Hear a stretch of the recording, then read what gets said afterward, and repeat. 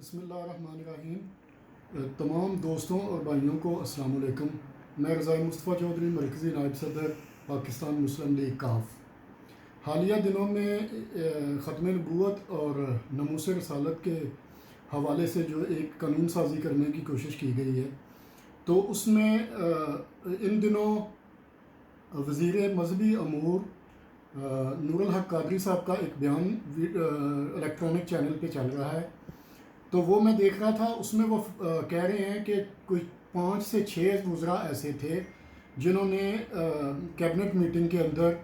قادیانیوں کے حق میں رائے دی ہے۔ تو میرا یہ پرزور مطالبہ ہے پاکستان کی ریاست اور حکومت پاکستان سے کہ یہ جو جیسے ہم کہتے ہیں نا کہ دہشت گردوں کے سہولت کار، تو یہ ان مرتد اور بدترین کافروں کے جو سہولت کار ہیں، میرا یہ مطالبہ ہے کہ ان کو بے نقاب کیا جائے اور ان کا پتہ چلایا جائے کہ یہ کون سے عوامل ہیں جو پس پردہ ان کے لیے کام کر رہے ہیں۔ اور میری سمجھ سے یہ باہر ہے کہ آئے دن یہ مسئلہ کیوں کچھ نہ کچھ دنوں کے بعد ان کو کچھ نہ کچھ سہولت دینے کی کوشش کی جاتی ہے یا کسی نہ کسی قانون میں ترمیم کرنے کی کوشش کی جاتی ہے۔ تو میں سمجھتا ہوں کہ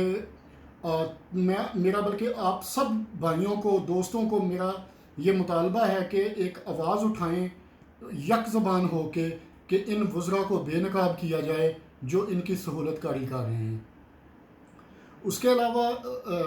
ناموس رسالت اور عقیدہ ختم نبوت یا آپ صلی اللہ علیہ وآلہ وسلم کی توہین کا معاملہ ایک ایسا معاملہ ہے کہ جس میں جب آپ صلی اللہ علیہ وآلہ وسلم نے مکہ کو فتح کر لیا، تو فتح مکہ کے بعد جو کفار جو توہین رسالت کے مرتکب ہوئے تھے،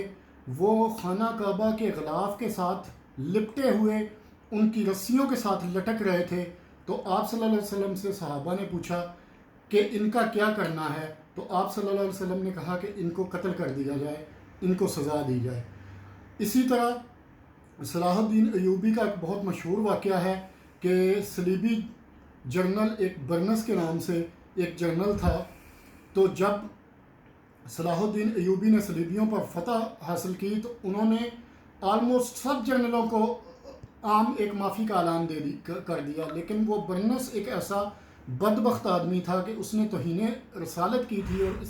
اس جرم کا ارتکاب کیا تھا، تو صلاح الدین ایوبی نے اپنے ہاتھ سے اس کا سر قلم کر دیا۔ تو اس سے یہ ثابت ہوتا ہے کہ یہ اتنا حساس معاملہ ہے اور یہ ہماری مذہبی غیرت کا معاملہ ہے، اس پہ ہماری نسلیں قربان، ہم قربان۔ تو یہ اس معاملے میں بالکل بھی اس کو میرے خیال سے یہ بحیثیت مسلمان ہمارا پوری قوم کا یہ حق بنتا ہے کہ ہم اس پہ آواز اٹھائیں۔ اس کے علاوہ میرا تعلق چونکہ پاکستان مسلم لیگ کاف سے ہے، تو میری پارٹی قیادت پر مجھے فخر ہے کہ انہوں نے الحمدللہ اس کیس کو ایک سچے اور پکے مسلمان اور آپ صلی اللہ علیہ وآلہ وسلم کے سچے امتی ہوتے ہوئے انہوں نے اس طرح سے یہ کیس لڑا ہے۔ چودھری پرویز الہی صاحب نے اور چودھری طارق بشیر چیمہ صاحب نے کیبنٹ میٹنگ میں جس طرح اس بل کی مخالفت کی ہے اور جس طرح سے وہ پچھلے 2 دن سے چینلز کے اوپر بیٹھ کے اس کیس کو لڑ رہے ہیں، تو میں ان کو سلام پیش کرتا ہوں اور مجھے فخر ہے اپنی پارٹی اور اپنی قیادت پر۔ دوسرا، میں یہ سمجھتا ہوں کہ آپ صلی اللہ علیہ وسلم کی عزت، اگر کوئی وزیر، کوئی مشیر، کوئی وزیر اعظم، کسی بھی حیثیت پہ بیٹھا بندہ اگر آپ صلی اللہ علیہ وسلم کی عزت نہیں کرتا ہے تو ہم اس کی عزت نہیں کریں گے۔ اگر وہ ان کی سہولت کاروں کو کوئی سہولت دے رہا ہے تو ہم اس کے خلاف ہم کھڑے ہوں گے، ہم اس کی قطعاً عزت نہیں کریں گے جو آپ صلی اللہ علیہ وآلہ وسلم کے ناموس اور ان کے ختم نبوت کے اوپر جس کو ذرا برابر بھی کوئی شک ہو یا وہ ان کا کوئی سہولت کار بنے۔ اس کے علاوہ نہم کی جماعت کے سلیبس میں ختم نبوت کے سلسلے میں یہ بھی ایک گھنونا کھیل کھیلا گیا ہے کہ آپ صلی اللہ علیہ وسلم کو آخری نبی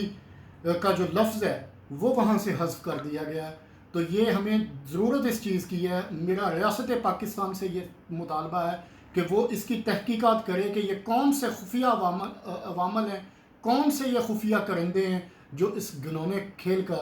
حصہ بنے ہوئے ہیں۔